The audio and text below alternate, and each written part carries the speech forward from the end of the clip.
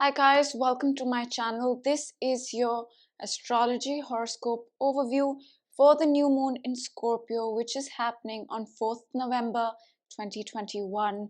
Now for this video, I will go over the new moon and the energy for the new moon, then pick a card for the moon, and towards the end of the video, I will mention where this new moon will be in the chart for your particular zodiac sign. And this video is also broken down into chapters, so you can just skip to whichever part you want to watch and go about it like that. So let's talk about this new moon. Now, what is a new moon? A new moon is when the sun and the moon are together, and I'll put this on the chart for you guys to see. You can see that both the sun and the moon have come together at 12 degrees 40 minutes of Scorpio.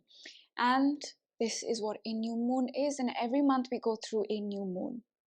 So that's the basic energy of this new moon. Now this is happening at about 2:15 p.m. Pacific time.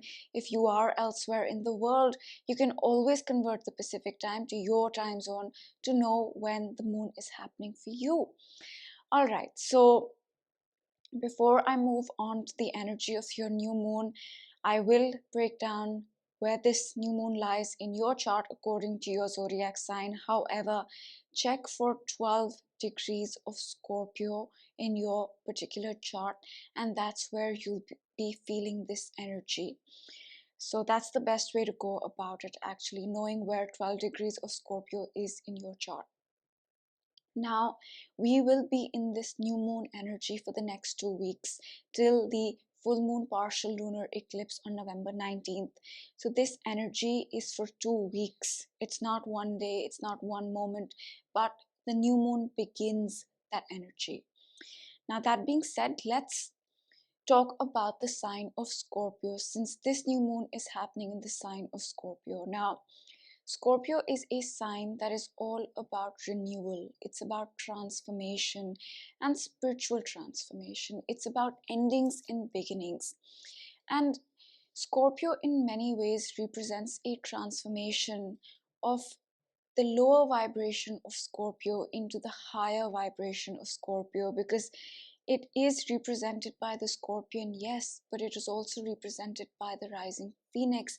And Scorpio is a sign where from that scorpion, the lower vibration of Scorpio, through transformation, through endings and beginnings, we can transform into the rising phoenix. So it is a very powerful sign because it is all about transformation.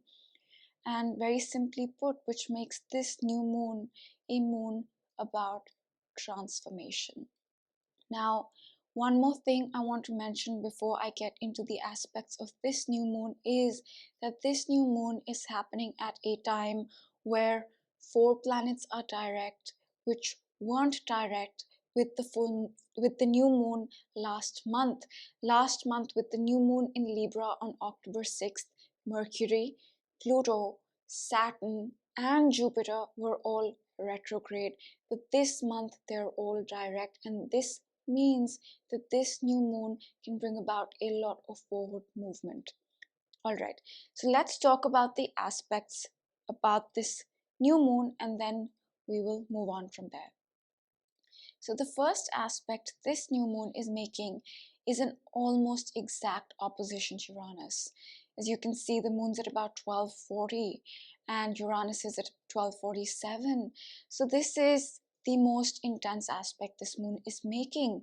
And what can this bring?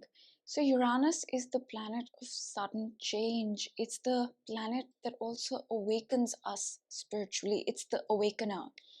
It's also the planet that breaks anything or gets rid of anything that prevents us from being our authentic self. It is also the planet responsible for taking us higher, which means raising our vibration, raising our consciousness. So Uranus is all these things.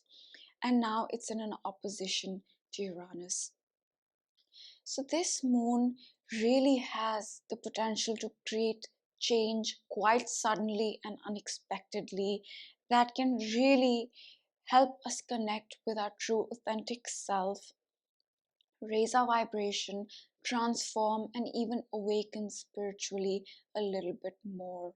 So it's one of those moons which can feel very, very intense, which can bring about sudden change, unexpected change, and which can really raise our consciousness even higher.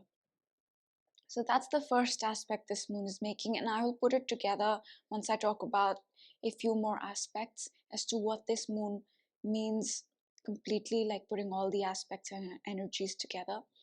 Now, the second aspect this moon is making, which is very important, is a square 90-degree angle to Saturn.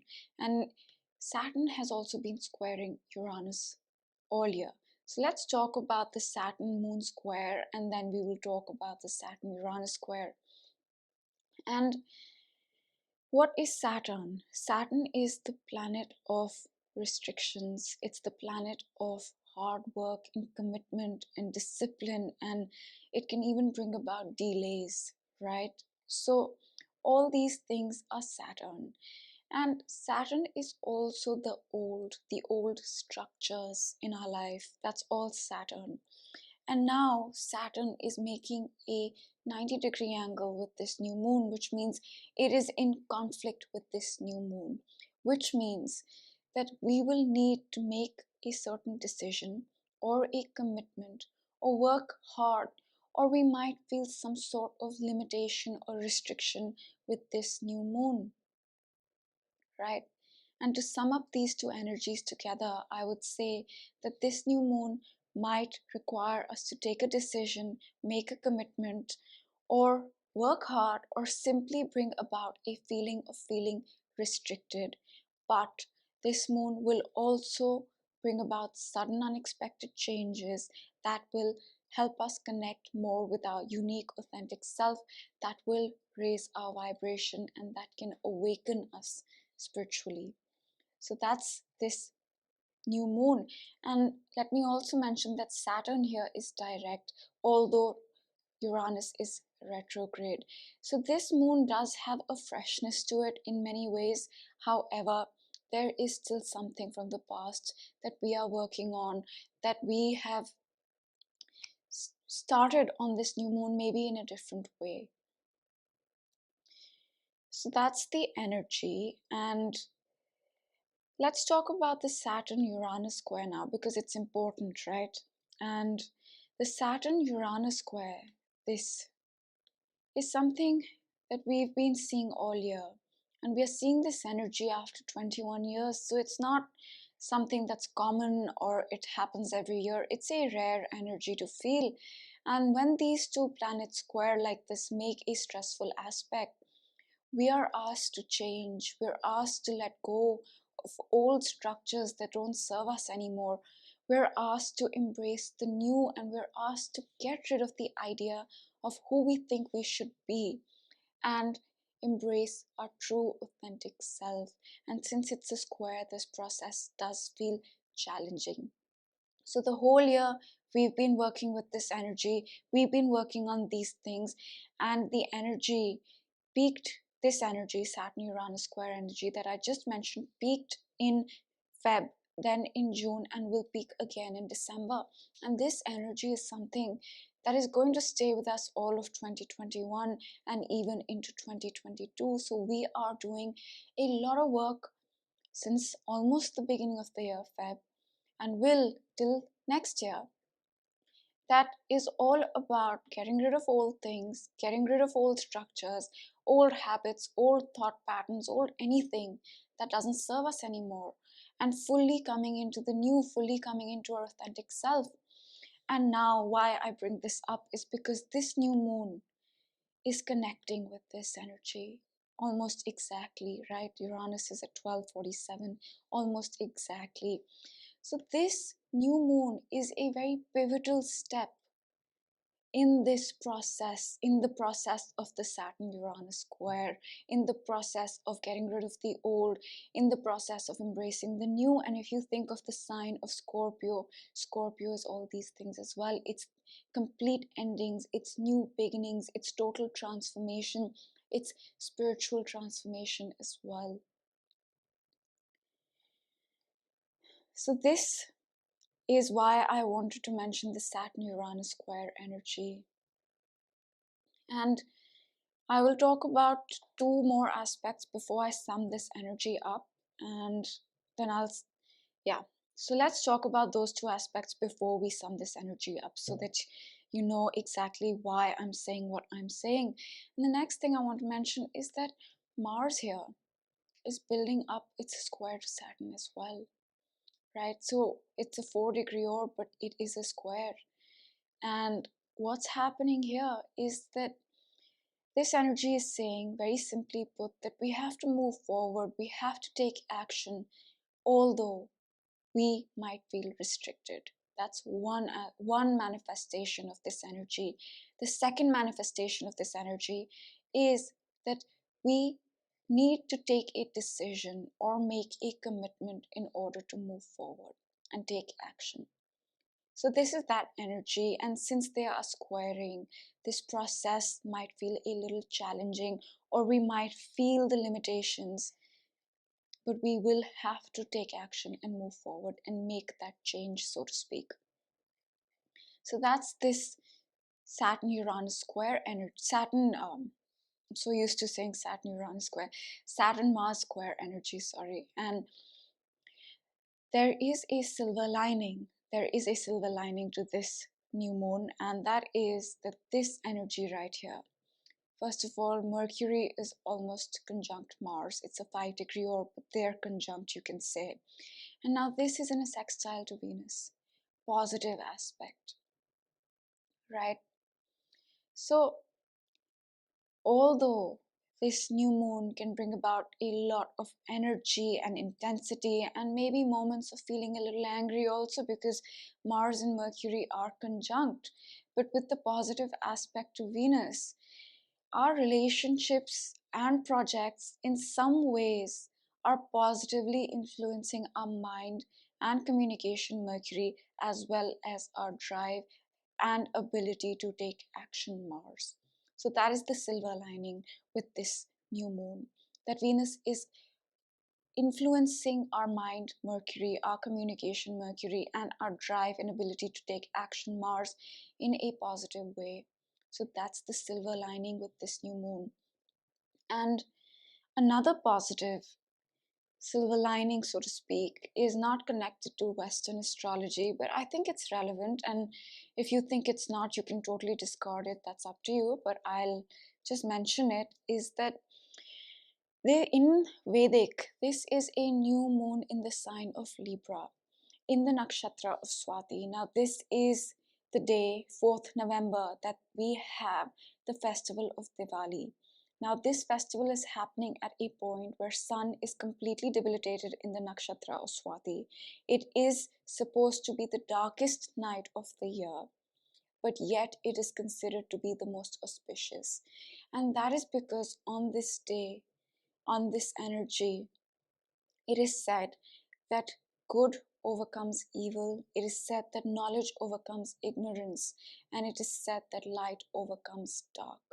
And if we think about the sign of Scorpio and draw a parallel, the sign of Scorpio is not much different. It's all about facing the dark, facing the fears, Pluto, right? Facing our deepest fears, the subconscious mind, all Pluto, and emerging into the light, right? Scorpio is not all dark. Scorpio is all dark when we think of the scorpion, right? But the minute we think of the rising phoenix is the rising of us, the sign of Scorpio, from a lower vibration into a higher vibration. And that in a way represents the same thing, right? Overcoming of ignorance by knowledge, light overcoming dark. It's the same thing. So in many ways, this new moon can feel very intense because of the aspects it's making. But with the Venus sextiling both Mars and Mercury, there is definitely a silver lining, and that silver lining comes from our relationships and our projects. But the very fact that this is happening on on the darkest night of the year, where the sun is debilitated, but it is also the night that is supposed to be the most auspicious in the whole year, there is definitely some positivity with this new moon. So to sum it up, I would say that this new moon can bring about a lot of change, significant amount of change. It can bring a lot of transformation. It can really awaken us. It can bring about a spiritual transformation, which is positive in many ways, which will lead to positive things and freedom. Scorpio is also freedom, and the nakshatra of Swati is the most independent nakshatra. What do I mean by that? It's a nakshatra that's represented by independence in many ways, freedom. So the theme in many ways is freedom by facing the dark, freedom by facing our fears and overcoming them. And coming back to summing this energy up, this moon can bring about a lot of change, a lot of transformation. It can awaken us spiritually, and it can raise our vibration. It can lead to spiritual transformation, and it can feel very, very intense, or it might not even, because Venus is there sextiling our mind and how we take action, our drive. So that's the energy of this new moon. So I would say that don't be scared to face your fears on this new moon. It is a new moon that can bring about sudden unexpected change.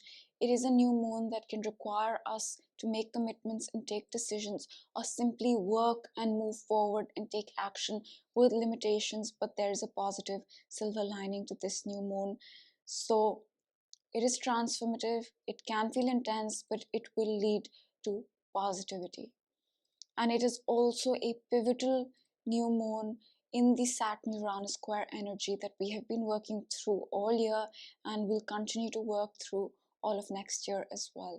So I will pick a card for this new moon, and then I will get into where this new moon might lie in your chart depending on your rising sign.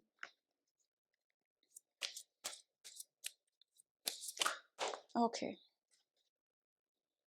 Wisdom. It says wisdom.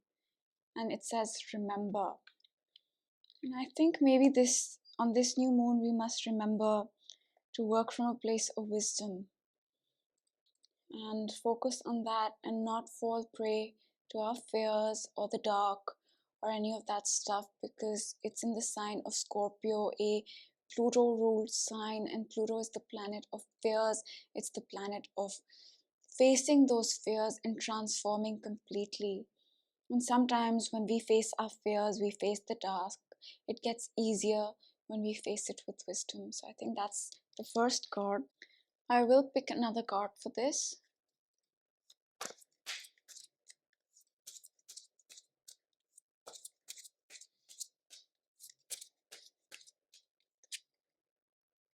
It says rest.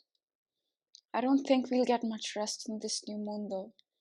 It's opposing Uranus, it's squaring Saturn, all energies asking us to change, asking us to take decisions and work hard and all that stuff. But be still and listen. Listen to your intuition, right? Scorpio is a very psychic energy. It's a very intuitive energy as well. It's all about listening to your spirit. It's all about spiritual transformation. So maybe be still and listen to yourself.